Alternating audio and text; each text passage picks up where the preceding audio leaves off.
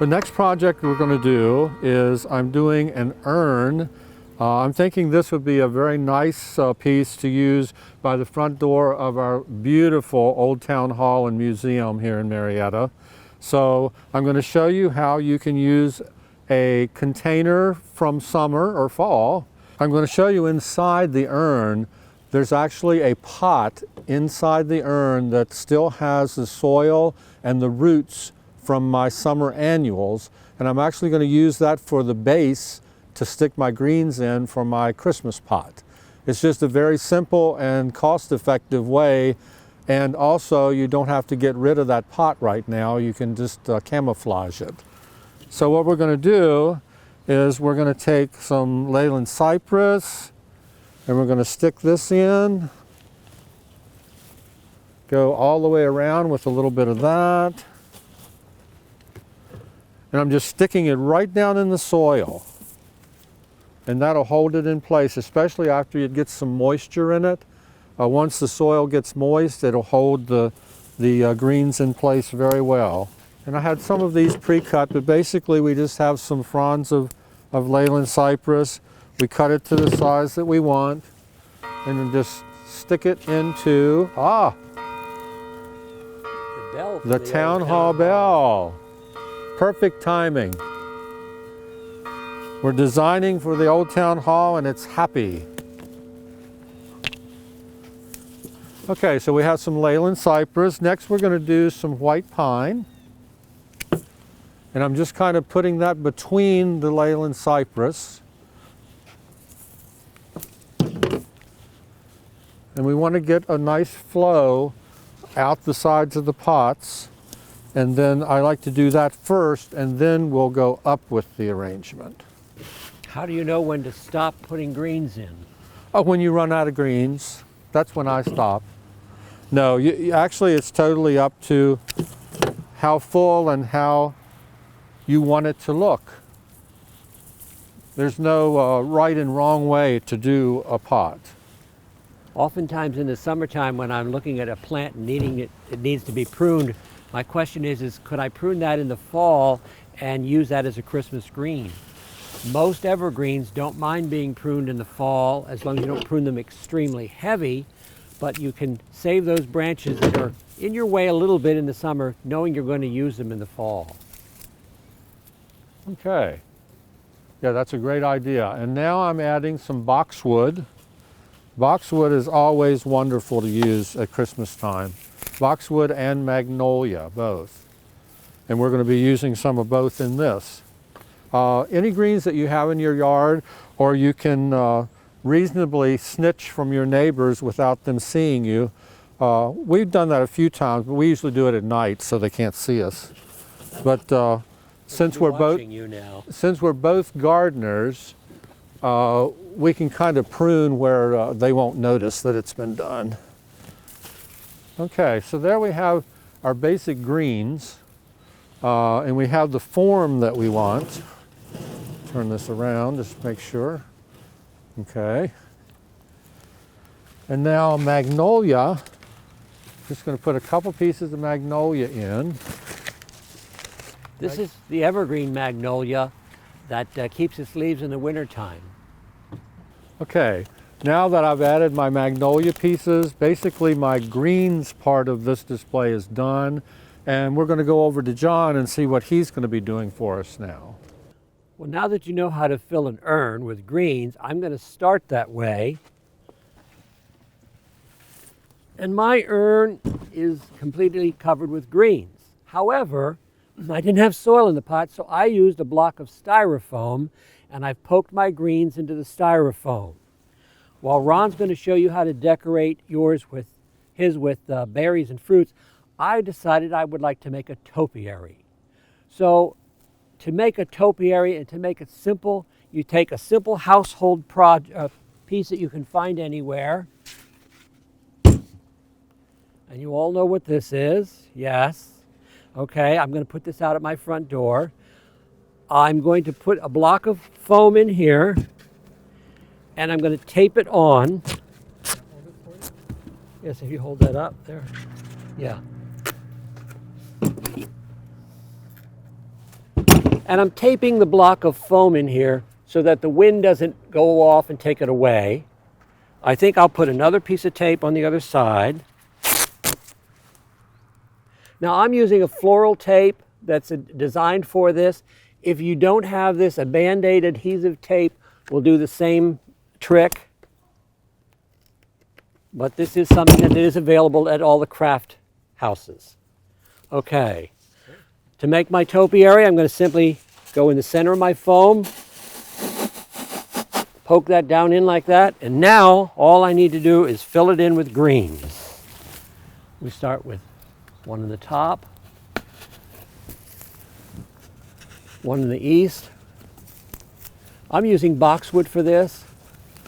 One in the west, one in the front, one in the back.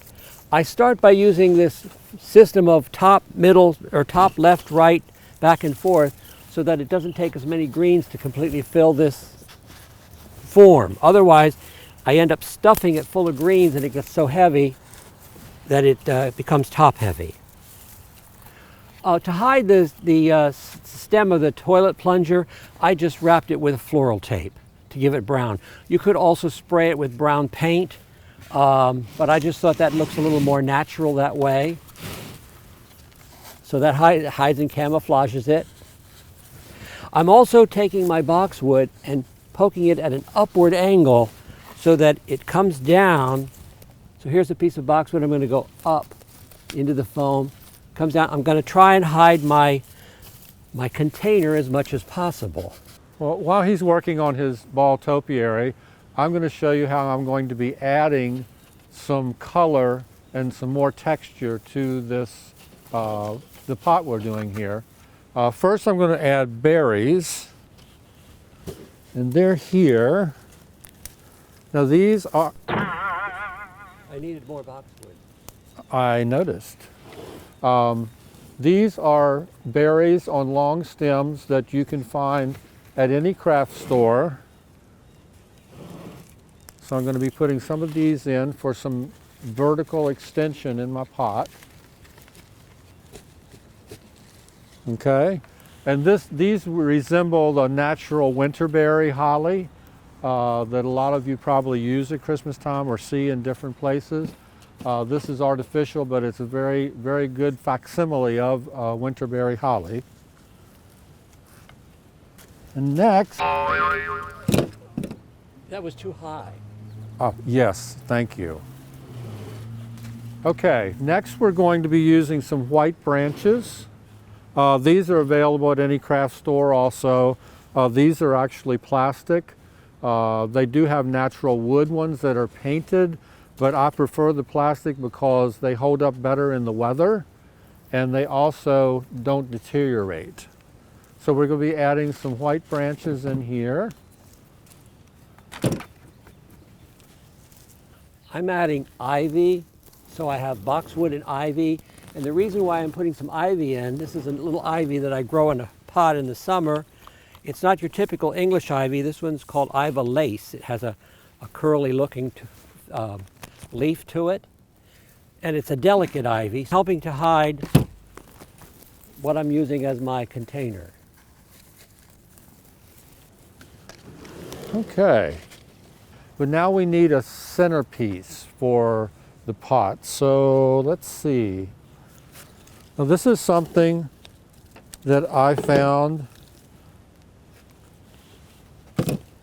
at the dollar store actually, and they're just lovely little gold reindeer.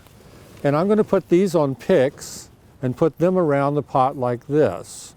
So while I work on that, John, you go ahead with what you're doing. Okay, I'm going to go off of the conservative edge here to give this color. And I found these really wild poinsettias in all different colors. So all I'm going to do is start poking those in because the glitter will give it shine at night. So I'm going to tell you, don't be afraid of color. Don't be afraid to be different. Okay, so go for it. Red plastic boxwood that has some glitter on it. Although this is kind of on the wild side, at nighttime with just a little light, the glimmer that comes from the glitter and the golds and the greens. So we have an old idea with a contemporary look. Okay. All right. Oops. This reindeer is not behaving. It must be Donner. I heard he's difficult. So basically what I'm doing is, because Donner won't behave, Wire them together there. I'm going to wire their front feet together You want to, with just a piece of floral wire, or you want Chanel stem? and that will take care of the problem child here. You got it? Uh-huh. So after our reindeer are positioned as we want, this is dried hydrangea that we've cut from the garden, and we've sprayed it with 24 karat gold spray paint. And we're going to add some of these to this also. And these will hold up very well in the weather. Even though they are fresh hydrangea, they will hold up for quite some time outside once they're painted. So how's it going, John? Well, I decided I'd add a little bow in the bottom here, give it a little more red. Okay. And if you wanted to, you could add some pine cones in the base. These pine cones have been frosted with a little white paint, and they have a wire on them. They were purchased that way at the craft house. So they're easy to put on. So if you don't think you can wire pine cones, you can buy them already completely done.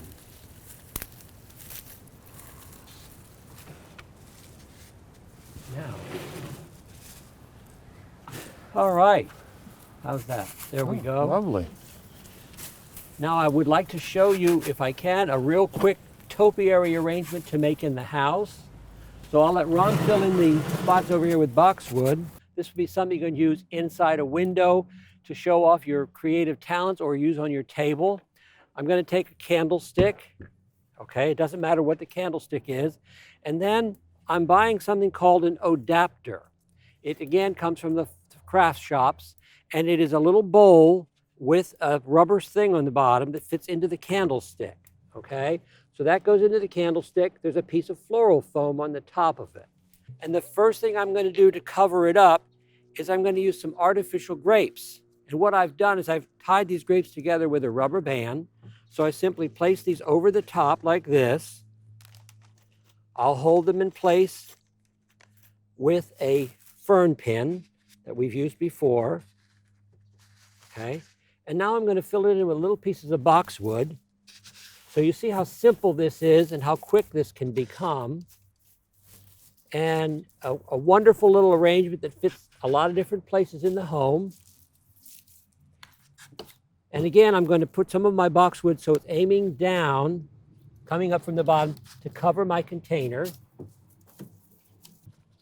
And this can be done with fresh grapes also if you want to use it on the table and then eat them afterwards. Just add a little color. We have the glass balls that come on wire stems.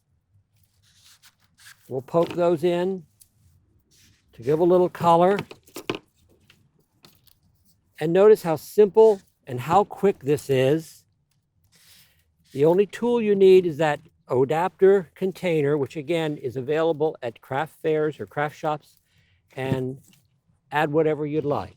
And there you have a little table centerpiece, a little table topiary, made quickly on a candlestick.